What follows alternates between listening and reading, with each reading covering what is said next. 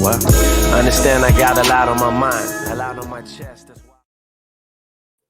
What's going on, everybody? Lloyd Jones with Midnight Comics, and welcome to another episode of Indie Breakdown, the show where we break down your favorite indie comic book characters' power, stats, and abilities, and get them ready for an eventual indie versus matchup. We've got another amazing guest on today, season 3. Can y'all believe that? It's another awesome guest on today. We're going to bring him on the stage, let him introduce himself and the characters he's bringing to the breakdown today. Hey, what's going on, man? What's going Happy to on, be on boss? the show, man.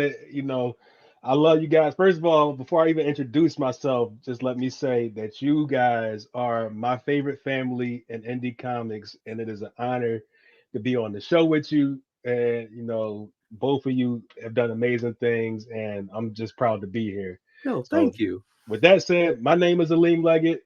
My story is The Diary of Sweet Pea, and today we're going to talk about Imani Williams and Himba, who are two characters from my series that is rocking out so far. Okay. All right, so let's dive in. Tell us a little bit of the inspiration behind the characters, and then we're going to start breaking this thing down, talking about their powers and stuff. Okay. So Himba, I'll start with her. She's not the main character, but she's like, I'm hoping that she'll be like my Itachi in the series. You know, that character that you don't see a whole lot of, but when they show up, like they show out, and like people love them. So she originally was based on the Himba tribe, which is the people in Africa that wear they have the red clay on their skin, and they plait their hair a certain kind of way and things like that, right? So that was the original design, and eventually over time and through the needs of this story, she evolved into a completely different character that now, even though she still has that design basis, they're aliens from another dimension who are hunting, whose planet has been destroyed by a group called the Bane, and they hunt them across dimensions, participating in guerrilla warfare and doing what they can to stop them as a form of revenge. So that's Ooh, okay. my main character is Imani Williams, and Imani is my daughter's middle name, so there's some inspiration that comes from that, but very loosely because mainly she represents inner city children, I guess, and like she's the crux of the story because ultimately the story is about the development of children inside of violent environments and dealing with post-traumatic stress disorder and things of that uncertainty with food and all other kinds of stuff. So like, there'll be all kinds of wacky stuff going on, but this is what I set out to do is tell a story about that in an interesting way. Now, if it stays like that, I don't know, but that was the inspiration that I started out with. Dude, that is amazing. Wow. Now, like when saying that now, it's like, oh, okay, I could see the elements that's in there. Okay. Yeah. So obviously we're gonna jump into it. We'll start with Himba first. Tell us what all Himba can do. All right. So she has increased. Well, first of all, she's tall. Like you'll see the comparison in issue 3. I don't think she really stood up against anybody besides the Bane, who are also really tall. So she's maybe like over 7 feet tall easily, right? Very athletic, fights kind of like a Wonder Woman or like a Black Canary. She's very tactical inside of her combat, and her race uses crystal technology, right? So she has daggers and other gems, and you even see it on her armor and everything like that. They all have different vibrations that they can work from. So the way their technology works is they'll whisper a vibration into a crystal, and it might do like healing. They might give it healing effects, or like a supersonic vibration, fire, ice, things like that, right? And Himba is actually the keeper of the Hymn of Oblivion, right? So even among the her race, which is called the Rezois, she like stands out at the top of the like the most feared, most wanted by the Bane. Okay. So the Hymn of Oblivion is, I'm giving you guys spoilers, man. Oh no, no spoilers then. No spoilers. We got to Yeah, pick up the book and read it. no, you can pick this. The Hymn of Oblivion is basically everything inside of creation is connected through some kind of vibration, right? So if you Mhm. counter that in theory, right, in my theory anyway, it kind of disrupts it. It's like atomizing things like that. So it's a huge responsibility for her to hold. It's not something that she takes lightly. She's a very honorable character, Mhm. and yeah. So I mean, that's Hemba. Okay, so let's talk about this then. Let me ask strength wise, right? What is she lifting up? Like, what is she? Is she throwing buildings at people, lifting cars? What are we talking strength wise here? Hemba can maybe like two grown men she could toss around easily, right? Okay. But if you look at her, she has these tattoos on her skin that are also infused with that crystal technology. Hmm. So she might be able to like run through walls or lift up trucks or things like that, but not nothing too over the top with her strength or anything like that. Okay, and of course, safe to say she's easily punching through walls and whatnot. Is she like Yeah. decimating cars with punches and stuff as well, or? Yeah. She's not the she's there is a small, like I said, it's guerrilla warfare. So she has a small team that will be introduced eventually, but Hmm. she's kind of like the all arounder, right? Okay. So I wouldn't say that she's like just chucking an armored truck across the street or Right. you know what I mean? But Fair. Fair. she could definitely punch through a wall. She could knock somebody through a like dent a car. She kick somebody into it and stuff like that. But Okay. not like, see, when you start talking like that, I start thinking like Hawk and things like that. You know what Yeah. I Yeah. mean? Yeah. Like, so she ain't going that far with her strength, but like way past Batman, past like Wolverine, Okay. even I think, who is like an enhanced strength person. Like, so Batman is the upper limit of peak human, right? Hmm. Wolverine has some crazy feats, probably around like Captain America. Okay. So Okay. Fair enough. I think that's a good place to put her in strength. And so, is it safe to say that's the case with durability as well? Is she tanking strikes through, like, is she blocking tank rounds or something of that nature? Yeah, she could do that, but more than likely she won't get hit, right? Ooh. She's not like, she's agile. Yeah, she's a very agile fighter, very tactical in the way that she fights. She wouldn't take a hit that she didn't have to, and she doesn't have to take a lot of hits based on Ooh. her Okay. her fighting prowess and skill. Noted. So perfect segue into speed then. How fast is she running? But also, what is kind of any type of reactionary speed, right? So is she running faster than Usain Bolt and then fast enough to react to bullets, or like how? Yeah, what are those two kind of spots for it? Definitely faster than Usain Bolt. Okay. Uh-oh. Fast enough to react to bullets, I would say too, but aim dodging. You know what I mean? I see. So Yeah. like she can zip in and out of bullet fire by reading where the guy's aiming to fire and not standing there. Right? Okay. She's fast enough to do that. So after a bullet is fired, it would be a stretch to say that in her basic form that she would be able to dodge a bullet once fired, Hmm. but she can definitely use those modifications that we spoke about earlier to up Hmm. those stats to a point where I think that she might be able to get around that. So let's talk about that then. With those markings or what have you. Is this where she's at kind of base, or is that base, or the stats that we've been talking about? Does that include those markings and the power that it gives, that power amplification?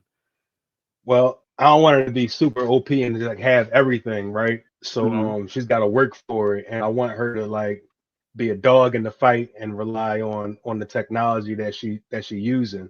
Okay. So um she's strong enough to break a Bane's neck with a kick to the jaw and base. All right. And these Mhm. are like half dragon, half man kind of things. So Oh, that's heavy. there's those are also strong enough to just like ignore small arms fire, right? Okay. So she is heightened in strength, right? Hmm. And like, and I think that would translate into durability, but again, like she's not taking a whole lot of hits in base. She's a cut above the competition that she faces, right? Hmm.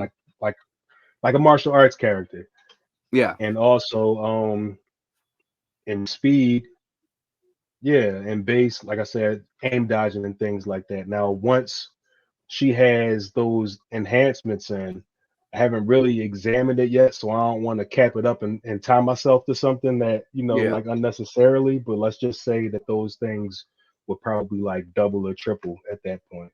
So she's Okay. not Wonder Woman, right? That's Right. just Right. like could lasso a whole building and throw it into the sun if like if she needed to, but she is an impressive fighter and want to see out in the street somewhere. Okay. So, hmm. Tell us more about her fighting prowess, right? How long has she been how long has she been fighting? How what is more of that training? What kind of training specifically does she have, and yeah, and how long has she been doing it? Okay, so they were a peaceful people Mhm. before the Bane came to their planet that like lived in harmony and things like that. They respect they speak a lot of she speaks a lot about respecting balance and things of that nature. So that was their commitment. Now, once the Bane destroyed their planet, they age a lot slower. Mhm. So she's actually been on Earth for like I think at this point it's over 100 years that she's been on Earth to helping them prepare behind the scenes, like the whole Roswell, New Mexico crash landing thing. So Mhm. in my world, that was her, and they've been here all this time because they knew that this was a stop on the Empire's journey. So she set a trap with them. Mhm. So she's been you know. So it's just she's that old, but their war has been going on for thousands of years. So she has probably like 400 or 500 years of battle experience from fighting inside of this war against this enemy specifically. And these are like monsters that she's fighting, right? Um, Okay. the enemies that she fight isn't really big on like projectile technology or anything like that. They value their own strength and they're monstrously strong and they can, of course, like breathe. Some of them can breathe fire and some of them have telepathy and things like that. And they also have a full empire behind them. So, like you have a group of 5 going against planetary invasions and she's the cream of the crop Mhm. of those guerrilla fighters. So I guess that might give you some idea of, like how she fights and her battle experience. Mhm. Okay. So, man, man. Okay. Yeah, I can't wait to see more of her. And when are we seeing her again? So she was at the end of issue two. Yep. Yep. Okay. Her And first we're gonna appearance was see. issue 2. Okay. You'll see What? her again in issue 3 and sporadically, you know what I mean, throughout the series. Because I Okay. definitely want to do more with it. She's my favorite character, Yeah. right? So yeah, she's my favorite character. So I want her to get shine. I want her to be valuable and not overused. And Yeah. like when she pops up, I want like be like, oh shit, here she He's back. comes. Stone Cold. Stone Cold. Yeah, you hear the glass shatter when she come out. Bro. So now I gotta ask. Let's get to Amani right quick. All right. Tell it. Let's break down what. Well, and again, I guess I'm partially scared about spoilers. But let's get down to what exactly is going on with her. What do we got? What are the powers and abilities there? All right. So I'm comfortable talking about it now because the cat's out of the bag. Before, like I used to like, oh, it's a twist, but Mhm. I had to bring it, in issue 2 just to keep the story rolling. So we can get into it now. All Okay. right. And if you read issue 1 and 2, then this won't be a spoiler for you. If not, then you took too long and now it's time to catch up. Pause the video, All go right. get the book, come back. Yep. All right. So when in issue 1, there's this energy inside of the sky, right? Mhm. Amani's affected by this energy along with, like a few other people. Mhm. Okay. And this gives her this power that she's not aware of at this time. So like she's in a developmental stage with her abilities, but Mhm. she has psychic projection powers, construct creation, energy, energy creation, and things like that. Mhm. She's a total like glass cannon for right now because she's Mhm. still learning. All of this is happening as a reaction Yeah. to the things around her, right? So she forms these guardians to protect her when she's scared, or talk to her when she's lonely, things like that. Mhm. But do I want to talk? I know a couple people haven't read it, so I don't want to like give up the goods. But this is what Yeah, the that was basis of her perfect. powers, right? No, that was Yeah. perfect. Yeah. So with that, with those manipulations, that energy manipulation and creation and stuff, what are some of the things? And of course, if you've read the book, anybody that's listening or watching this on Patreon, if y'all read the book, you know exactly what we were alluding to here. But I still do want to ask a question. What are sort of the upper limits of what she can do with these with this energy creation and manipulation, right? You did say that she's able to make constructs and essentially entities that can that she converses with. So are they sentient in and of themselves? Like, They are very believable, right? So like okay. it's not just her that sees them or interacts with them, but like if she made one here and it was you would think that it was a real person, but ultimately it's her idea of that person or that thing. You know what I Okay. mean? So Got you. Okay. So the more she so understands a person, the more right, believable that right. construct is. Or like her feelings towards that thing. I got some surprises for you in issue 3, where you'll get a better understanding of this conversation because Mhm. it's like there's another construct there that she has to deal with. So you'll get an idea. But yeah, it's the more she understands them, the more they seem realistic. But if Mhm. it's like a family member, then she's going to be, like that she thinks a protector, then that's what that thing is going. The primary objective is going to be protecting Mindy, Okay. above all else. And if it's somebody that she thinks is strong or like can't be beat, then it's not like invincible, but Mhm. it's going to be really goddamn strong, right? Interesting. Okay. So she's like the first thing that kind of comes to mind initially when we're talking about energy projection creation, stuff like that, her imagination and stuff. She's like a walking kind of Green Lantern without like the power ring or something, where it's just like Without the power my ring. will is projecting this. But now it's like Yeah, if I say they not getting stopped, for the most part, you really got to be hitting heavy to stop something of this yeah, nature. yeah. Because like different people have a different synthesis level inside, Hmm. like of this energy that exists inside of the world. But for the vast majority of humanity, it's not going to have any effect on them, right? Hmm. Same thing for animals and plant life and all of that stuff. Like all life on Earth has a chance of being affected by it according to the synthesis level that they have. So Amani's is sky high, probably the highest on Earth, right? Okay.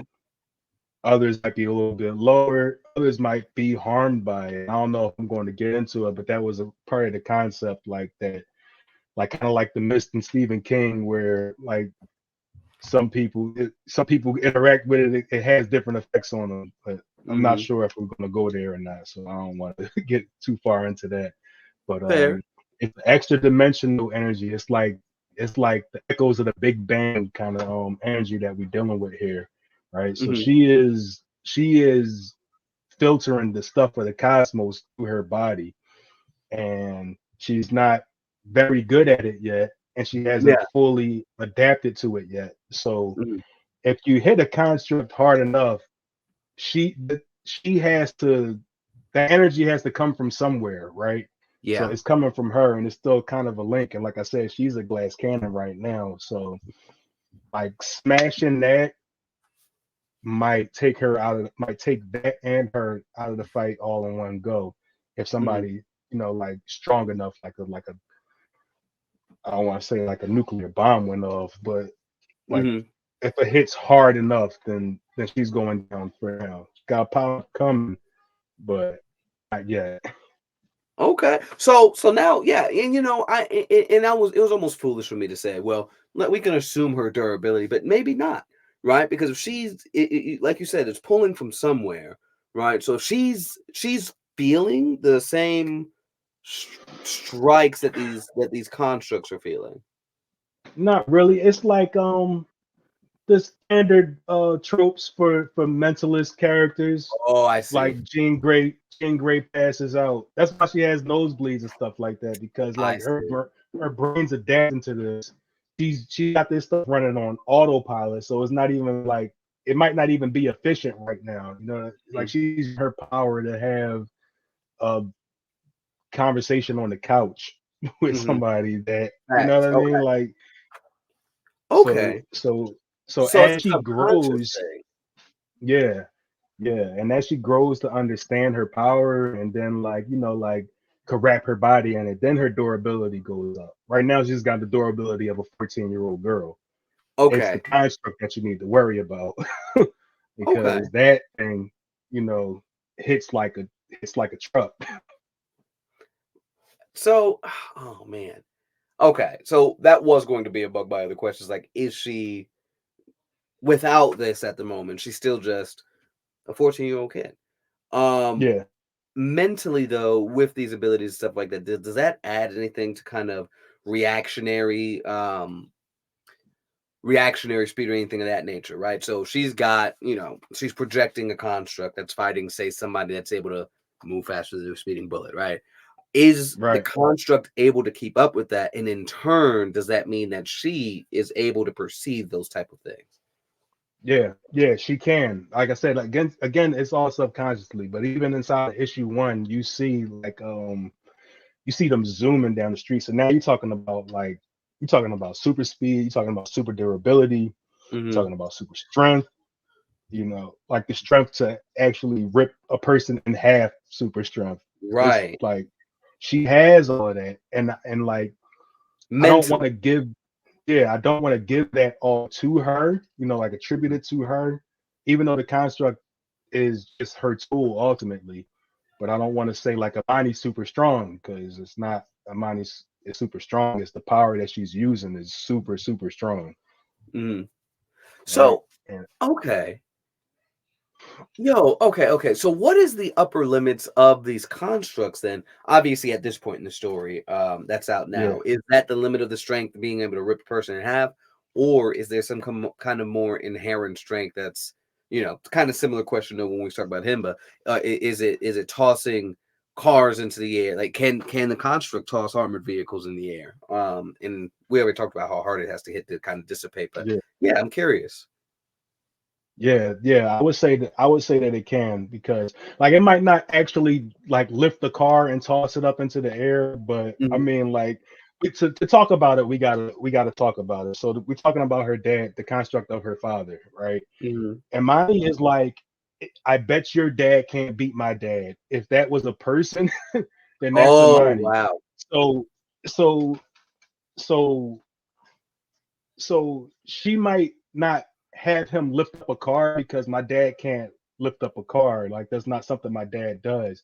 But if we talking about square up and fight, my dad's going to Mhm. trash you, and like so that gives it more strength for her to for it to be able to fight, Mhm. right? So Okay. like that's why that fight went the way that it went at the end of issue one, where like he's housing this thing, and it had some attacks that seemed like it should have had some kind of effect, but Not Yeah. really, because unless the attack is strong enough to kind of break down the mental reserves of Amani, it's not going to have any real effect on the construct. Okay. And then with that being said, then, so like obviously we saw kind of the scene at the end of issue 1, I think, where he seemingly he just disappears or whatever. Is it, can they function? And I think I kind of alluded to this question earlier. Can she have them kind of function without her kind of consistently? I know they're not sentient to a degree, but can they function on their own without her Yeah, consistent kind of focus? yeah, they are absolutely reactional, and her senses are evolving in a way that she doesn't fully understand. So um it's like fight or flight, right? Hmm. So if something scares her or causes her system to kind of like drink into that state, then you'll see it like in issue 2. You see it in the church for a second, right? Hmm. It's just a moment happens, and then a construct pops out, and she's not even aware that it happened. So it's not Right. her that's doing it. She's not like putting her hands to her head and like Right. go anything like Ah! that. Yeah, these are happening. So she has like this kind of like semi cosmic awareness thing Okay. where if she were to be attacked from behind, I think this is like kind of what you're asking, right? Like if Hmm. she's sitting down eating and something sneaks up behind her, can the construct react to that without her knowing that it's there, right? Hmm.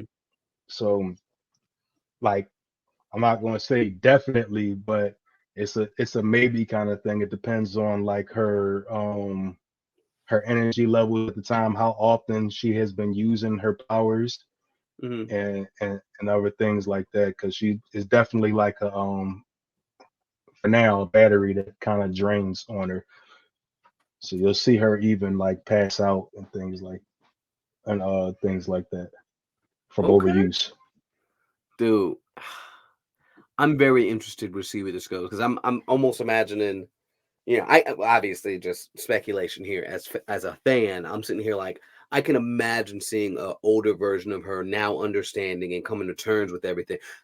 Well, first off, the world is going to be in shambles. I don't know what's about to happen with everything that's going on right now. That's going to be insane. But she's growing up in this whole situation, obviously with the stuff that she's gone through already. And I can't wait to see when she finally realizes everything that's going on with her and how she's going to react to that. I really can't wait to see more of her growing into, I guess, this role she's been thrust into. I guess I'm trying to say Yeah, I can't wait to see that yeah, version of her. It's not necessarily a glass cannon, but she definitely still wears everything that she's gone through on her sleeve. Like I can't wait to, yeah.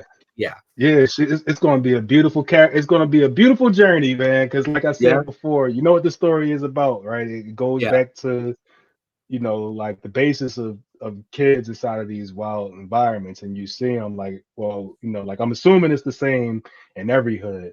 These yeah, kids is wild Lynn, right? So we looking at why. I can't say that she's gonna be a hero by the end of the series, right? And I yeah, can't say that she's gonna be a villain or something in between. What I can say is that you got a kid growing up alone, right? She's mm-hmm, she's she's basically orphaned, right?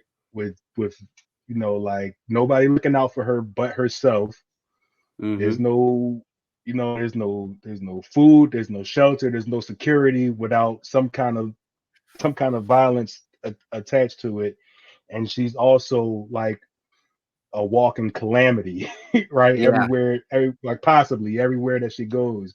So like cosmic level energies, multidimensional stuff that's filtering into this girl, and she has to deal with all of that. Luckily, she has a strong upbringing, so her foundation yeah, is strong, right? Which is why we have those flashbacks of her and her dad in those moments mm, to like kind of compare to what the advice that's going to kind of help guide her through what she has to go through. yeah. You know, and so it could go either way. Like I'm really on the fence about it, right? Because on the one hand, I want that guidance of the father to mean something, like enough to keep her on the straight and like the narrow. straight and narrow. Yeah. But I also like think it'd be really cool for her to turn into Darth Vader. So Oh, I'm not okay. sure. I'm not sure where Listen, she's if you going to do go that, yet. listen, Darth Vader had a redemption arc too. Like it's never too late to Yeah, come back. yeah, You know what I mean? true, So hey, true, man. dude, you brought some very interesting characters here. And since you did them together, I'm thinking so what we did in the past when somebody came on and had multiple characters that weren't well, actually, it's the first one I think that wasn't a actual like team up. What we do is when there's more than one character, they are the same team. So it's Himba and Amani on the same team in that eventual Indie versus matchup. So I'm very interested to see or discuss rather what that potential team up could look like. And of course, we're taking all characters as they are in canon, right? In the canon of these stories and stuff, and saying, all right, from what we've seen from both of them, one, their teamwork isn't going to be the best because Himba's not even going to be expecting her to be able to do anything, right? So just anyway, Right. side tangent. I can't wait to further explore the potential of these characters when we get to the character breakdown section of this. Sounds But great, man. before I get to my rambling phase, which you know very well I can do, I can ramble. I want you to let everybody that's listening and or watching know where they can find you and how they can continue to support you. Okay. So you can find me on Facebook, Instagram, and TikTok under Sweet Pea Comic. If you look it up, I have a shop in the TikTok shop. If you're interested in buying a physical copy of the book, you can order it through there. They usually have some good discounts and things like that. So like you'll make out pretty good there. I haven't opened up a website yet because I only have the 2 issues of the 4, and I don't want to do it just yet. Maybe after I finish this first arc, you can find me, but you can find me on their Sweet Pea Comic, Facebook, Instagram, and TikTok. Inbox me if you need to. That's the other thing I need to say. If you don't want to go through the TikTok shop and you rather just, like you want a digital copy from me instead of a physical one to check it out, then you could just inbox me and we can work something out. Okay. Yo, thank you, bro. I think first off, this has been a long time coming because I think we were supposed to have you on season 2, and I got caught up. Similar to previous interviews, I got caught up. So apologies on that. But it was really good to finally have you on and really talk about these characters and stuff. And again, I look forward to breaking down the characters for you there and just really getting that video out to you. I think it's going to be pretty epic. Yeah, thank you, man. I appreciate it for sure. So everybody watching and listening, thank you guys for tuning in. Of course, there's been another episode of Indie Breakdown. We're Midnight Comics, so definitely hit up midnightcomics.org if you're interested in being on the next season of Indie Breakdown, which the form may or may not be open right now. Date to come if it's not by the time this airs, but if it's there, sign up. There's available days and all that other good stuff on there. We also, you can find us anywhere. I don't know if I said this already. You can find us everywhere as Midnight X Comics, except for Facebook and YouTube, where it's just Midnight Comics. And we have a whole host of things that's going on right now. We do still run our community character creation night, which gives you the opportunity to create your own character within the Midnight Comics universe. They can be and do anything. That character is all yours. We'll just have them in the background so that you can speculate and say, well, if my character got involved in that fight, man, that would have been a wrap. Yeah, well, let's talk about it. I want to immortalize the community within our stories as well. I think it would be very powerful and awesome. So there's that. Don't forget our What If Wednesdays, and of course to join the official group, Facebook group, Indie Breakdown or Indie Verses, if you would. That group has definitely grown drastically in the last couple of weeks. So definitely join the conversation. Share your characters or share your favorite indie comic book characters. I'm getting to that rambling phase, so we're gonna stop here. Definitely support Midnight Comics.org, all that other stuff. And remember, until next time, everybody, midnight is coming.